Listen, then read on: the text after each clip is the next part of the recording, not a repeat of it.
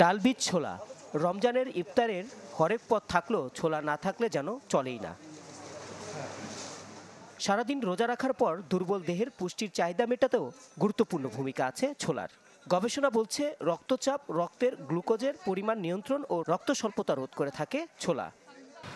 ছোলা ডায়াবেটিস রোগীরা এটা খেতে পারে, কারণ ছোলাতে যে কার্বোহাইড্রেট থাকে এটা ধীরে ধীরে ভেঙে এটা গ্লুকোজে রূপান্তরিত হয়, সেই জন্য ডায়াবেটিস রোগীদের জন্য এটা অত্যন্ত উপকারী। এত সব ইতিবাচক ভূমিকায় রমজানে বেড়ে যায় ছোলার চাহিদা। বাণিজ্য মন্ত্রণালয়ের হিসাবে দেশে বছরে ছোলার চাহিদা প্রায় 2 লাখ টন। এর মধ্যে শুধু রোজায় লাগে 1,20,000 টন। চাহিদার মাত্র 7,000 টন পূরণ হয় দেশীয় উৎস থেকে, আর বাকিটা মিলে আমদানির মাধ্যমে।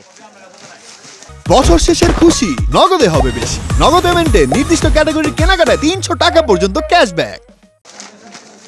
রোজার আগেই ছোলার দাম বেড়েছে বাজারে।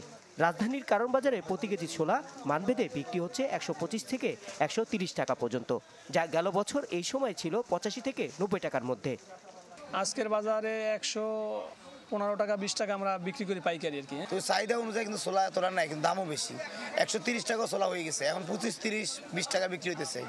ব্যবসায়ীরা বলছেন সময় মতো এলসি খুলতে না পারা, ডলার সংকট এবং বছরের একটি মাসকে কেন্দ্র করে আমদানি করায় বেড়ে যায় ছোলার দাম। 130 টাকা 30.5 টাকা ডলার মূল্য, সেদিন একটু দামটা আবার ডলার দিকে একটু বেশ হচ্ছে।